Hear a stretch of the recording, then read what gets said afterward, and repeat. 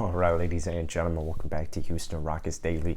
The Rockets played the Kings tonight by the time I'm sure a lot of you guys watch this video, and I'm feeling really good, particularly because of Jalen Green. At the time of this recording, he has 2 straight games with 30 points the other night against Sacramento, who I'm a little worried we're going to beat them tonight. But anyways, why is marijuana trending? That's weird. Anyways, 32 points, 2 rebounds, 2 assists, 11 of 25 from the field, so 25 shots. I love that. Absolutely love it.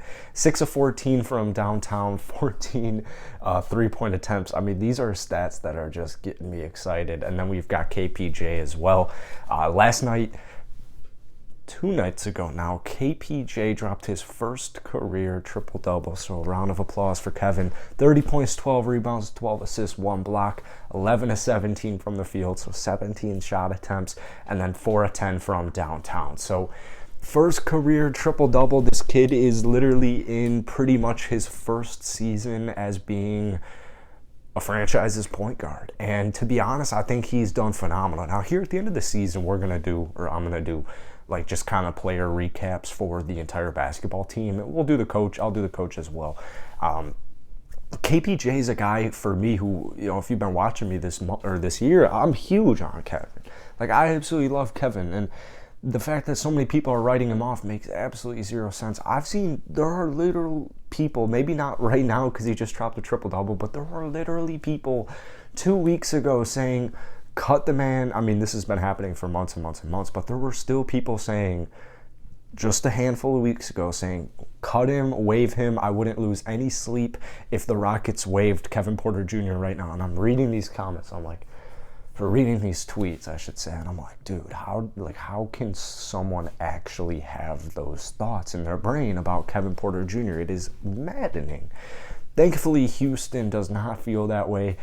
There just is no rush right now to get rid of Kevin. What do you want? Dennis Schroeder to be the starting point guard? Josh Christopher to be the starting point guard? I'm sorry, but both of those 2 options are just not realistic, and they're both unideal. So get used to KPJ because you're going to have him for a whole nother season. And my guess is if he had such a rocky year this year and still put up solid stats, my guess is next year is going to be his breakout year. Now, next season, if he doesn't break out, that's when you start thinking of ulterior options. And I'm not talking trade him, cut him, any of that BS.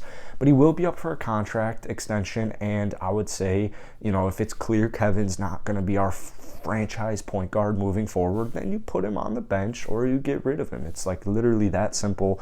I'm sure KPJ would thrive as a 6-man coming off of the Rockets bench or any bench in general. But the point of the matter is these young cats are playing really well. And then lastly, we have Bruno Fernando. All these, shout out to Rockets Muse on Twitter. They're a great Twitter account. I don't think there's any affiliation. So Bruno finally getting some run, bro. This guy dropped like 20 and 10 with 0 missed shots like not too long ago. The other night against Sacramento, I would imagine he's going to play a decent amount tonight as well.